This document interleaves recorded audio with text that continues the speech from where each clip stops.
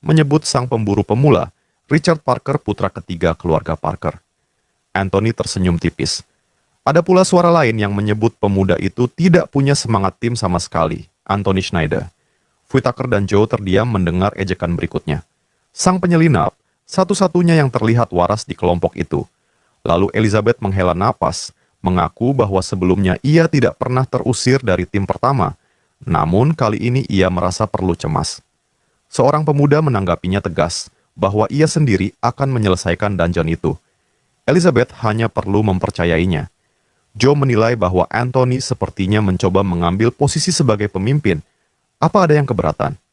Sang protagonis menjawab, kalau memang Anthony begitu suka menjadi pusat perhatian, biarlah.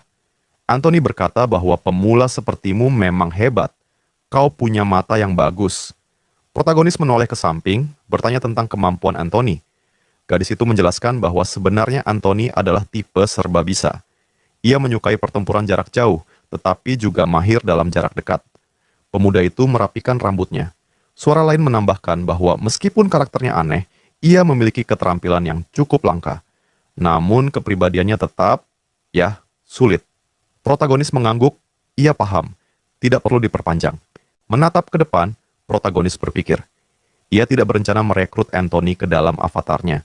Namun, untuk berjaga-jaga, lebih baik ia mempelajari langsung bagaimana sifat orang itu. Perlahan, karakteristik Anthony mulai tampak. Ada suara lain, Kitty of Lava and Magma, yang berkata bahwa kekuatan mata konstelasi Kai telah berkembang pesat. Anthony merentangkan kedua tangannya, menyatakan bahwa mereka hanya perlu mempercayainya. Kai menjawab dengan nada sinis, bahwa Anthony pada dasarnya seorang psikopat alami. Narasi menjelaskan, kekuatan yang digunakan oleh seorang pemburu bisa dilatih hingga mencapai tingkat tertentu. Anthony memiliki dua keterampilan, perlindungan pikiran dan narsisme, keduanya melampaui peringkat B. Melihatnya, protagonis menilai bahwa tampaknya kedua keterampilan itu berfungsi menjaga kestabilan mental. Seseorang maju melangkah, kagum pada dirinya, menyebut dirinya pengguna seni bela diri yang luar biasa. Pemuda lain tersenyum lebar, memperkenalkan diri sebagai Whittaker. Ia berkata, kau sedang mencari teman, kan? Kuharap kita bisa bekerja sama dengan baik. Joe menatapnya dingin, menyuruhnya segera enyah. Gadis itu menambahkan dengan tajam bahwa lelaki itu sebaiknya segera enyah. Ia bahkan tidak pernah berharap untuk bergabung dengan mereka. Menatap penuh tanda tanya, sang protagonis bertanya, mengapa mereka bertindak seperti itu? Elizabeth menjawab dingin bahwa lelaki itu hanya mengenal uang, selalu membagi manusia berdasarkan untung dan rugi. Dengan seringai mengejek, lelaki itu membalas bahwa ia tidak seburuk itu. Ia bertanya, apakah mereka pernah mendengar tentang prinsip saling berkompromi? Menurutnya, semua orang hanya tidak mau menerima kenyataan bahwa jika seseorang ingin mendapatkan sesuatu, maka ia juga harus membayar dengan harga yang setimpal. Berdiri di depannya, Kai menjawab bahwa ucapan itu memang masuk akal. Namun lelaki itu memperingatkan agar Kai jangan sampai tertipu. Tangannya terentang menunjuk ke arah pemuda itu saat ia menceritakan pengalamannya. Katanya, ketika masih berada di tim pertama, ia berpura-pura menjadi orang baik. Namun ketika turun ke tim kedua, ia langsung dicampakkan dan dimasukkan ke dalam daftar hitam. Saat itu terdengar suara orang lain, dan Whittaker mengangkat tangan mengeluarkan aura yang kuat di tangannya, dan mengatakan bahwa meski dirinya hanya seorang penyembuh peringkat B, ia cukup berharga. Ia menawarkan diri untuk bergabung, bahkan menjanjikan bantuan selama masa latihan. Mendengar itu, sang protagonis hanya mengangkat alis dan berkata bahwa ia sama sekali tidak membutuhkannya. Whittaker langsung menjawab, apa yang kau bilang? Sang protagonis menegaskan kembali sambil bertolak pinggang. Ia yakin bisa bertarung dengan sangat baik meskipun tanpa semua hal itu. Whittaker mendengus, mengatakan bahwa jangan bicara bodoh, ia hanya belum pernah mencoba. Dengan jari terangkat, Whittaker menambahkan bahwa ia tetap akan menggunakan sihirnya, setidaknya sekali saja untuk membantu. Kai pun menolak dengan tenang, meminta maaf, menegaskan bahwa bantuan itu tidak diperlukan. Pria itu menambahkan ke depannya, kau pasti harus berusaha lebih keras untuk mendapatkan sesuatu seperti ini. Tahu. Sang protagonis menjawab, iya, oke. Lelaki itu menengadah dengan wajah masam, melangkah maju, sambil berpikir bahwa rupanya sang protagonis masih belum memahami realitas setelah bertahun-tahun terbuang di jurang penderitaan. Namun cepat atau lambat, ia pasti akan mengerti. Asap mengepul di tengah dungeon. Langkah para pemburu menggema di dalam dungeon. Seorang gadis mengangkat tangannya, mengatakan bahwa ia bahkan belum pernah mendengar tentang dungeon. Aturannya sederhana, menyelesaikan dungeon secepat mungkin tanpa terlibat pertarungan dengan tim lawan.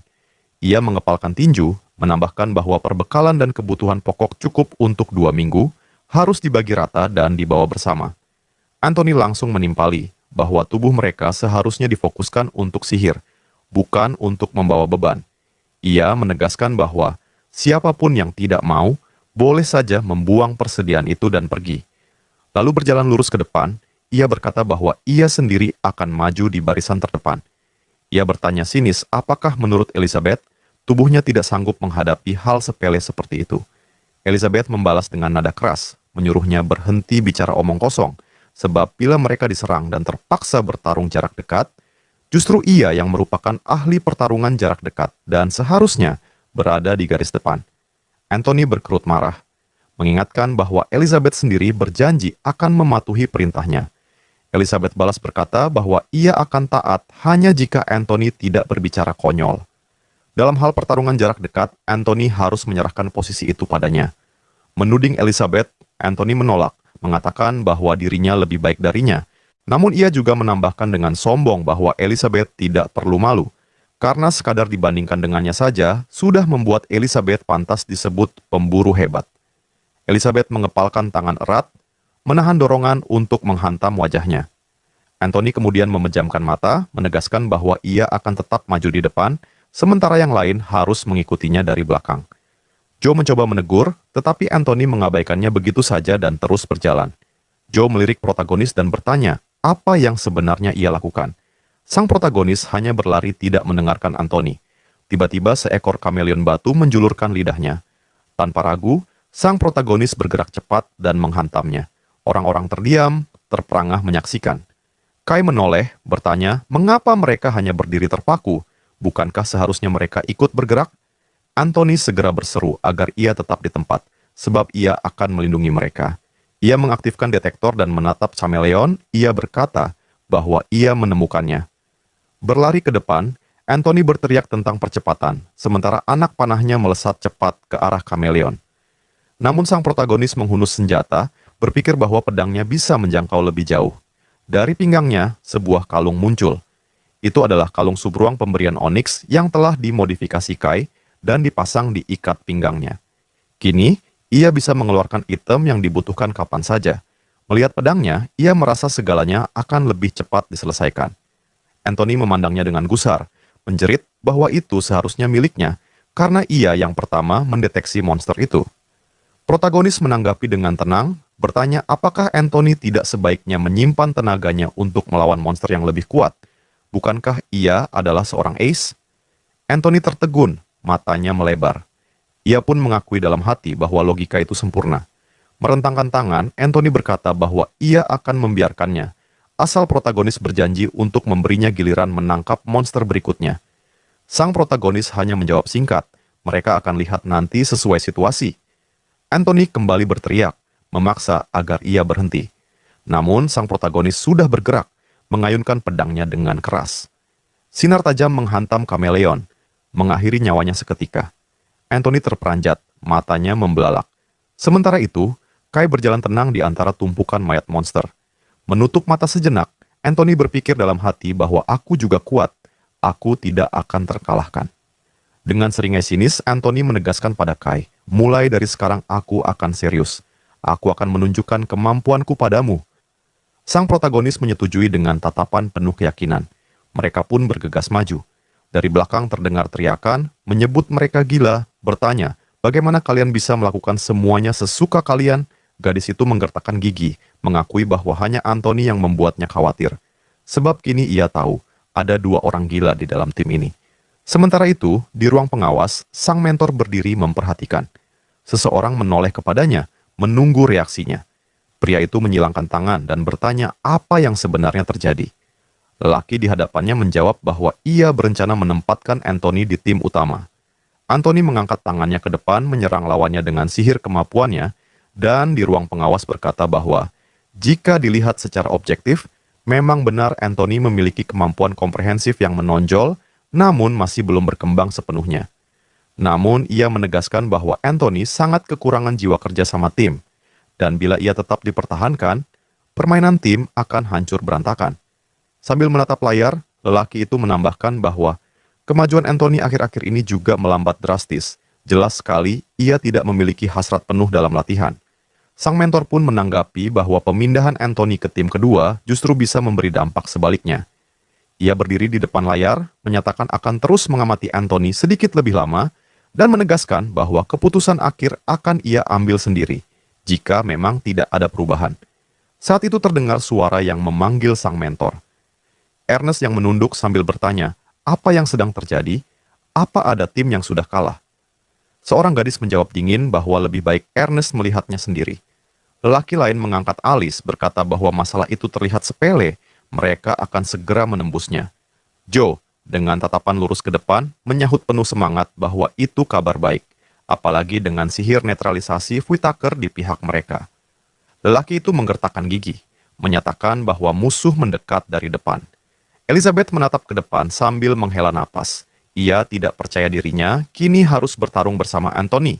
Namun, entah bagaimana ia mulai melihatnya dengan cara yang berbeda.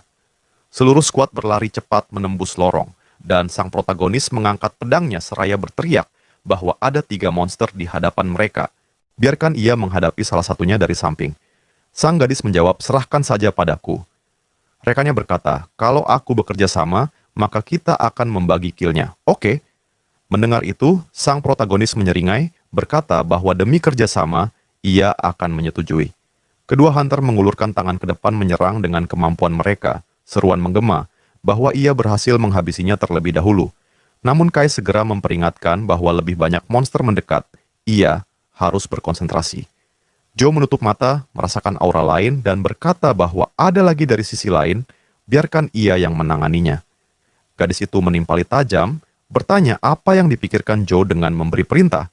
Ia sendiri sanggup menghabisinya tanpa bantuan. Saat itu sang mentor menatap layar dan bertanya, apakah yang mereka saksikan ini bisa disebut kerja sama tim? Dan benar saja, para chameleon bergelimpangan di tanah. Terdengar bisikan bahwa dengan tim seperti ini segalanya jadi lebih mudah. Gadis itu menghela napas panjang, berpikir, siapa sangka dengan susunan seperti ini, raid berjalan mulus bagaikan jarum jam. Anthony mengusap wajahnya, berucap pelan tentu saja, aku sudah tahu kalau Kai berpikir menjadikanku sebagai backup adalah ide yang bagus. Elizabeth tersenyum kecil, mengaku lega karena Anthony merasa nyaman dengan perannya. Skuad terus melangkah melewati dungeon, namun tiba-tiba, duri batu mencuat dari tanah. Gadis itu berbalik dan memutuskan untuk berhenti sejenak, mereka harus memulihkan, mana lebih dulu. Joe menatap lurus, berkata iya, dan Whittaker akan berjaga-jaga. Namun sang protagonis tiba-tiba mengangkat tangan ke samping dan berteriak bahwa musuh telah mengepung kita, bersiaplah untuk bertarung. Suara lain menimpali bahwa itu konyol. Anthony menoleh ke samping, berkata bahwa mereka harus bergerak. Dia sudah bilang, kalau ada musuh yang mendekat. Elizabeth terdiam, terkejut dalam hati, sejak kapan Anthony mulai mendengarkan orang lain. Lelaki itu tersenyum tipis, meminta agar ia memperhatikan dengan seksama, dan sang protagonis pun bertanya, apa maksudnya? Anthony menambahkan bahwa sekarang ia akan menunjukkan kemampuan sebenarnya. Ia memejamkan mata, menegaskan bahwa ia hanya butuh tidak kehilangan semangat. Meskipun masih jauh untuk menyaingi orang itu, ia juga bukan sembarang orang. Tiba-tiba Kai menghantam musuh, wajahnya mengeras. Gadis itu panik bertanya dari arah mana mereka diserang. Anthony menyahut, bertanya, apakah ia belum mengenali monster itu? Seekor gargoyle batu. Kedua mata monster itu bersinar merah menyala.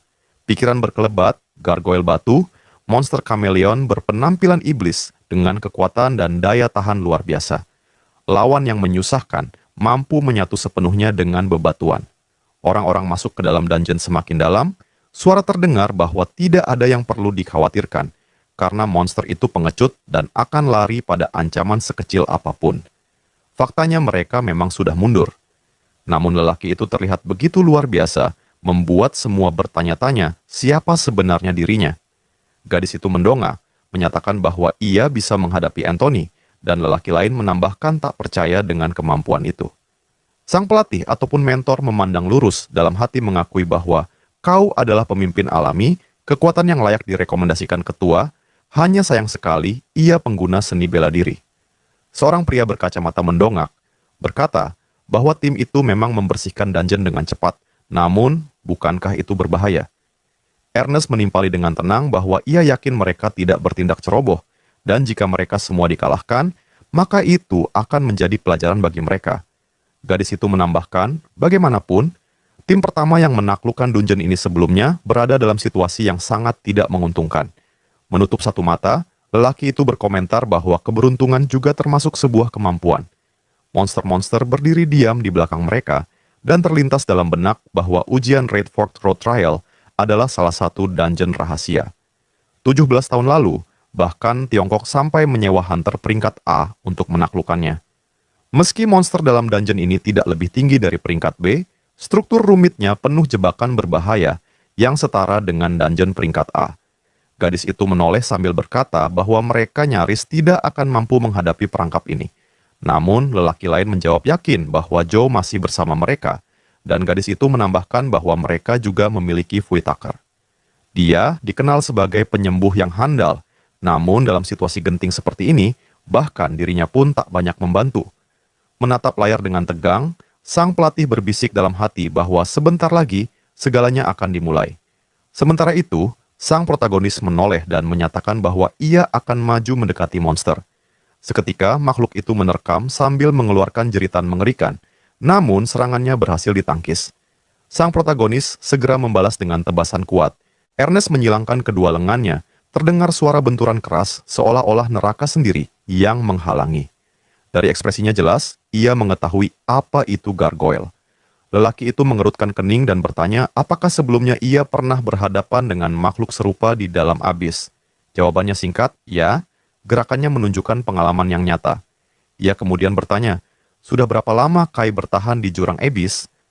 Sambil menunduk dan menoleh ke samping, sang gadis berkata lirih bahwa ia hanya menyerah pada kenyataan. Semua ini hanyalah jebakan. Ia menyarankan lebih baik mereka membangun perkemahan dan mempelajari wilayah sekitar, daripada nekat maju begitu saja. Pemandangan luas dungeon terbentang, suara di antara mereka terdengar setuju bahwa ide itu cukup baik. Meski mereka terbuka dari segala arah, setidaknya akan ada jalur pelarian jika keadaan menjadi buruk. Mereka mulai membicarakan gargoyle batu. Rupanya, makhluk itu bisa menyerang, bahkan tanpa bergerak.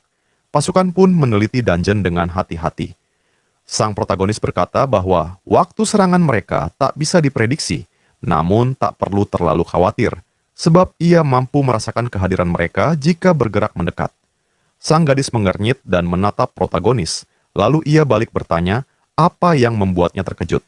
Selama tetap tenang, monster itu bisa dilawan dengan cukup mudah. Dari segi kekuatan, mereka bahkan tak lebih tinggi dari peringkat B. Elizabeth menunduk, sosok sang pelatih muncul di atasnya dan merenung dalam hati bahwa rute yang mereka tempuh ini juga bagian dari ujian. Dengan tingkat kesulitan seperti ini, seolah-olah mereka memang dikirim untuk dikalahkan.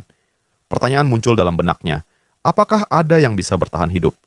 Atap tenda bergoyang tertiup angin gua. Mendengar bahwa itu memang tenda, sesuatu yang dulu harus dirakit manual. Sang protagonis bertanya, kenapa kalian melihatku seperti itu?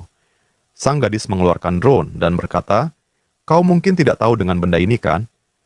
Kai menjawab singkat, tentu saja aku tahu, itu adalah drone. Elizabeth berjongkok, berkata bahwa alat itu bisa dipasang sebagai sinyal alarm. Namun protagonis menegaskan bahwa drone itu tidak akan berguna menghadapi gargoyle. Elizabeth menimpali bahwa lebih baik ada daripada tidak sama sekali. Sang pria kemudian mengangkat tangannya, mengaktifkan sihir radar. Sebuah kubah energi terbentuk mengelilingi mereka. Fuitaker menoleh berkata bahwa penghalang itu akan mendeteksi energi kehidupan dari makhluk yang mendekat. Ia meminta mereka mengakui betapa bergunanya hal itu. Gadis itu justru menyindir, baru sekali menggunakan sihir dan sudah membanggakan diri. Apa kau ingin bertindak seperti Anthony? Fuitaker menjawab dengan senyum lebar bahwa dirinya bukan sekadar penyembuh. Ia bisa menyembuhkan, memperkuat, bahkan menjadi alarm hidup bagi camp di luar pertempuran. Tidak ada seorang pemburu yang benar-benar sehebat diriku. Elizabeth dingin menanggapi, jangan harap terbebas dari tugas jaga. Tiga orang tetap harus berjaga di barisan belakang. Sang pria lalu balik bertanya siapa yang ia kira dirinya. Ia bahkan tak pernah berniat untuk kabur. Elizabeth menatapnya tajam, berkata bahwa ia hanyalah orang gila yang terobsesi uang. Joe menambahkan, ia hanyalah lelaki yang hidupnya hanya untuk uang.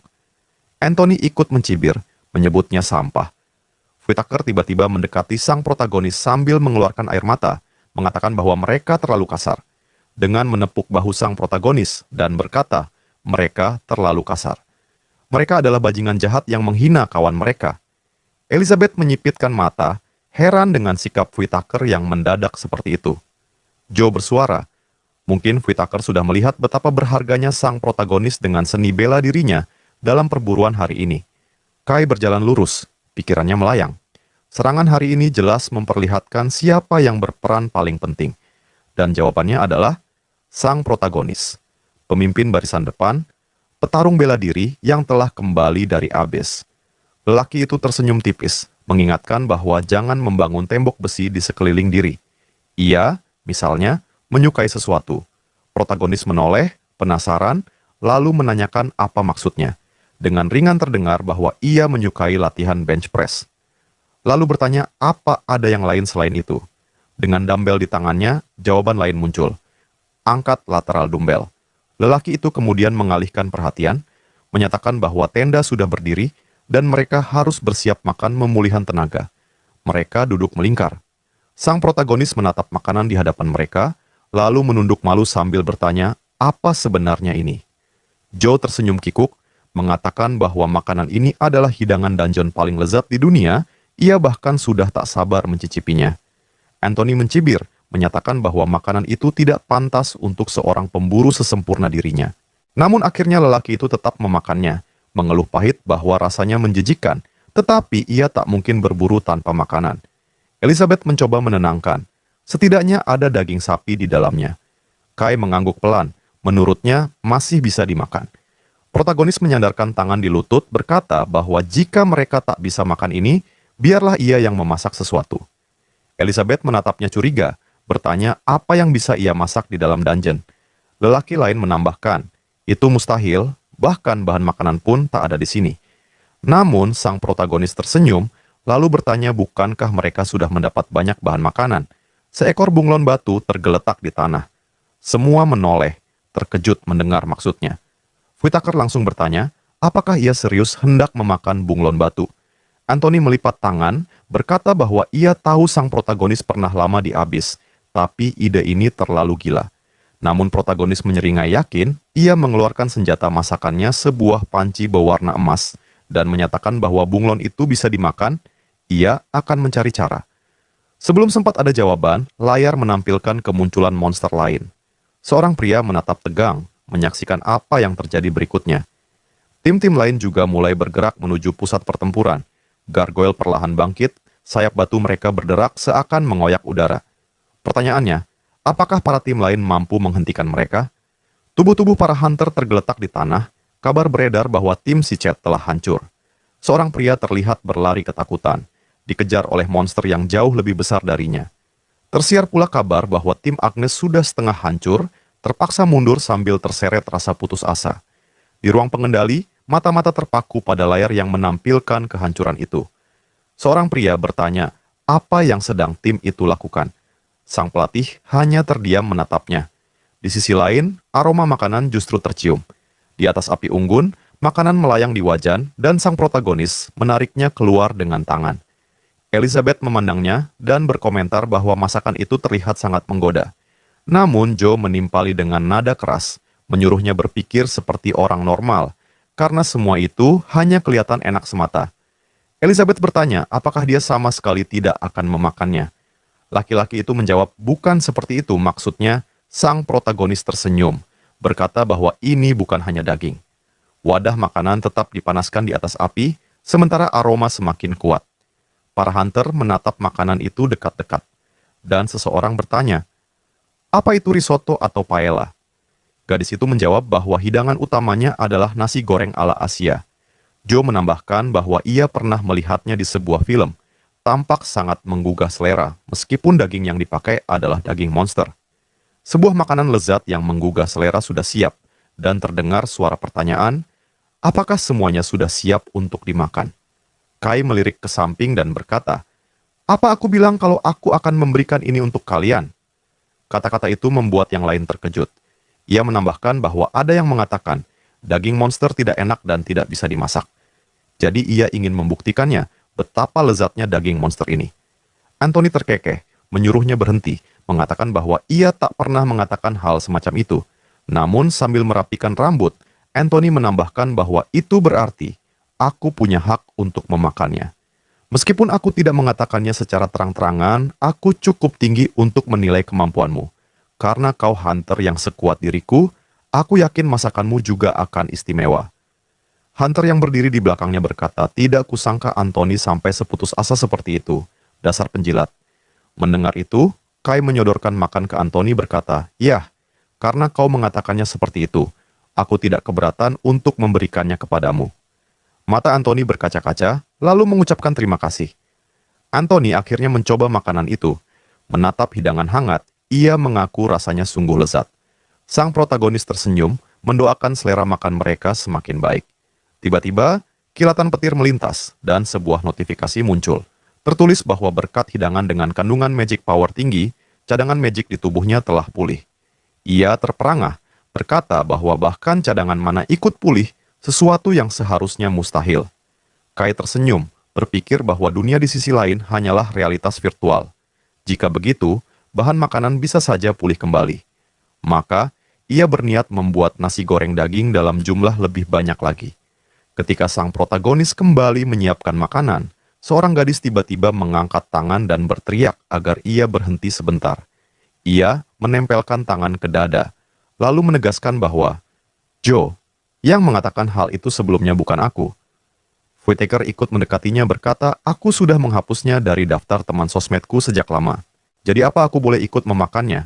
Joe yang berdiri sendiri di belakang berkata begitu tega temanku berkata seperti itu. Lalu sang protagonis mengangkat piring ke depan dan berkata, agar semuanya boleh memakannya, berhenti mengolok-olok Joe. Karena bagaimanapun mereka sudah cukup membuatnya tersudut. Laki-laki itu sendiri membalas pahit, berkata bahwa ia tak punya siapapun selain dirinya sendiri, sedangkan yang lain hanyalah sampah. Elizabeth berpaling, bertanya, apakah ia tak merasa Joe sudah keterlaluan dan terlalu kasar? Pemuda di sampingnya berkata benar bahwa Joe terlalu berlebihan. Joe menjawab dengan kesal, aku tidak mau mendengarnya dari kalian lagi. Ketegangan kian menebal. Seorang pemuda yang di ruang pengawas mendongak dan bertanya dengan nada keras, apa-apaan yang mereka lakukan dengan membuka kafe di dalam dungeon. Seorang instruktur yang menyaksikan hanya menghela napas, mengatakan bahwa mereka itu benar-benar luar biasa. Gadis di sisinya ragu, bertanya apakah mereka tak sebaiknya dihentikan, karena bisa saja makanan itu mengandung racun. Namun, kenyataannya, para hunter itu duduk melingkar dengan lahap. Jika memang beracun, seharusnya mereka sudah memuntahkannya. Pelatih berkesimpulan, pasti sang protagonis memiliki skill langka untuk memasak daging monster. Gadis itu menduga skill itu diperoleh saat ia mengembara di Abyss, tempat yang hampir tak menyediakan makanan. Sang instruktur menjelaskan bahwa Abyss sesungguhnya dipenuhi dengan mana, sehingga kebutuhan makanan tidak begitu mendesak. Lelaki di sampingnya menambahkan dengan nada datar, bahwa ia sudah terlalu lama berada di sana hingga bosan sendiri. Api unggun pun menyala terang, menerangi wajah-wajah yang masih terjaga. Ketika keluar dari tenda, sang protagonis menemukan salah satu anggota tim sedang termenung. Ia bertanya apa yang sedang disesali. Di dalam tenda, pasukan lain sudah terlelap. Pemuda itu mengaku bahwa sejak menguasai seni bela diri, ia tak lagi butuh tidur panjang, hanya sekadar istirahat singkat. Namun, bukan itu masalahnya. Kai meletakkan tangan di pinggang, lalu bertanya, apakah ia merasa tertekan karena dikelilingi hunter yang lebih kuat. Pemuda itu membalas bingung, bertanya dari mana kesimpulan itu muncul. Kai menegaskan bahwa perasaan itu menghantui setiap hunter, maka sebaiknya ia berhenti memikirkannya dan terus berlatih. Sang pemuda berkeras bahwa ia pun berlatih. Richard, yang mendengar, mengangkat alis tak percaya.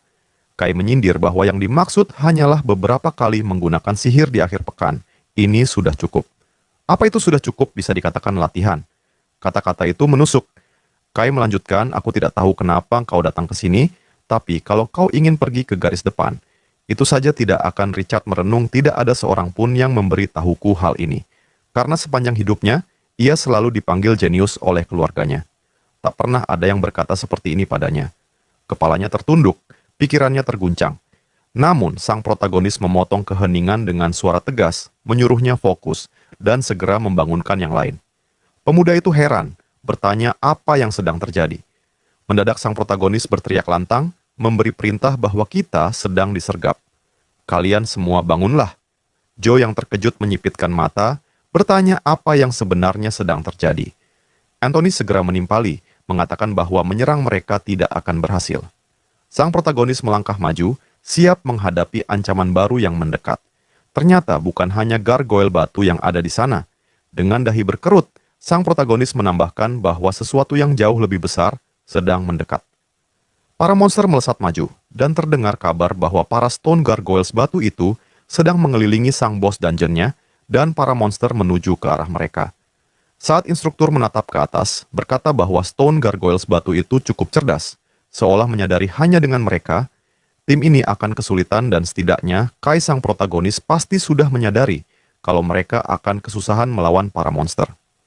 Monster itu mendongakkan kepala dan bayangan predator batu muncul, sesosok cacing raksasa yang mampu menembus bumi dan bebatuan. Kekuatannya berada pada tingkat yang jauh lebih tinggi, makanan utamanya adalah batu, tetapi tubuh para hunter pun bisa ia cabik-cabik menjadi serpihan. Apa ini juga merupakan akhir bagi mereka? Dari dalam tanah, monster itu menerobos keluar, dan terdengar suara bisikan bahwa bahkan mereka sendiri takkan mampu melangkah lebih jauh. Memang memalukan untuk sebuah latihan, apalagi sang bos gargoyles batu tampaknya sudah sangat kesal dan terganggu marah. Dalam tempo yang kian mencekam, Kai berkerut kening dan berkata bahwa mereka datang. Para monster meraung buas melesat ke arah para hunter. Sementara sang protagonis mengerahkan langkah bulan. Cahaya berkilat melesat menghantam para monster satu demi satu. Dengan gigi terkatup rapat, Richard berteriak tentang bom es berkecepatan tinggi,